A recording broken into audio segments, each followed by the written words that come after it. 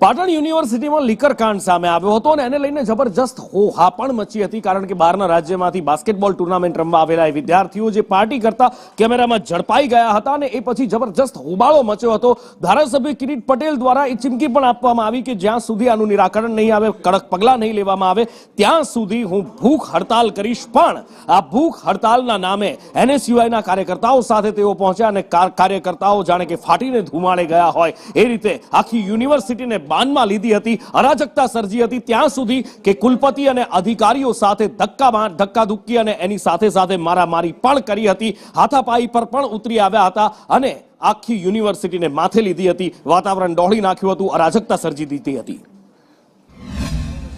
ઉત્તર ગુજરાત યુનિવર્સિટીની અંદર દારૂ મહેફિલ બાબતે પાટણ કોંગ્રેસના ધારાસભ્ય તેમજ સિદ્ધપુરના પૂર્વ ધારાસભ્ય સહિત જે NSUIના કાર્યકર્તાઓ છે અત્યારે મોટી સંખ્યાની અંદર દ્રશ્યો બતાવવા માંગીશ કે પોતે યુનિવર્સિટી કમ્પાઉન્ડની અંદર ભૂખ હડતાલ ઉપર ઉતર્યા છે। કહી શકાય કે જે રીતે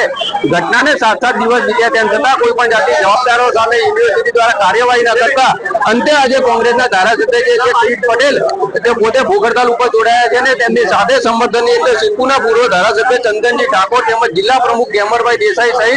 કોંગ્રેસના કાર્યકર્તાઓ મોટી સંખ્યાની અંદર અત્યારે ભૂખ હડતાલ ઉપર જોડાયા છે। દ્રશ્ય જોઈ શકાય છે કે જે રીતે યુનિવર્સિટી પટાંગણ છે ત્યાં ગાડી કોંગ્રેસના મોટી સંખ્યામાં કાર્યકર્તાઓ અત્યારે ભૂખ હડતાલની અંદર જોડાયા છે। એટલે કહી શકાય કે જે રીતે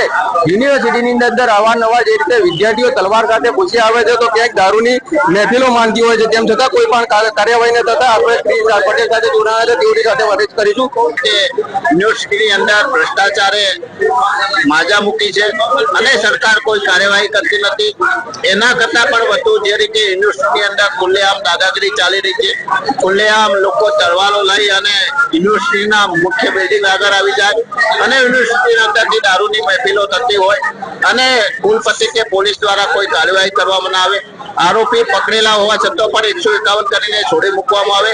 આ બાબત શિક્ષણ ગામની અંદર ચલાવી ના લેવાય અને એના લીધે યુનિવર્સિટીનું નામ બદનામ થાય છે અને એના લીધે ઉત્તર ગુજરાતના વિદ્યાર્થીઓને મોટો અન્યાય થઈ રહ્યો છે। લોકો એડમિશન લેવા યુનિવર્સિટીમાં તૈયાર નથી એટલે ફરીથી યુનિવર્સિટીનું નામ રોશન થાય એના માટે અમે આ કાર્યક્રમ કર્યો છે। જો આગામી સમયમાં યોગ્ય કાર્યવાહી કરવામાં નહીં આવે તો અમે જલદ આંદોલન પણ સમગ્ર ઉત્તર ગુજરાતની અંદર જુદા જુદા તાલુકા અને જિલ્લા કક્ષાએ કરી।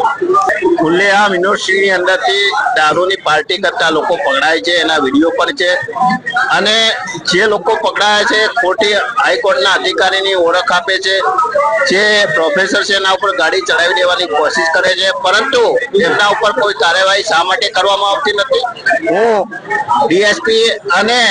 કુલપતિને વિનંતી કરું છું કે જો એ લોકો તમારા માનીતા હોય તો તમારા બંગલામાં જઈ અને દારૂ પીવા શા માટે તમે યુનિવર્સિટીને બદનામ કરી રહ્યા છો।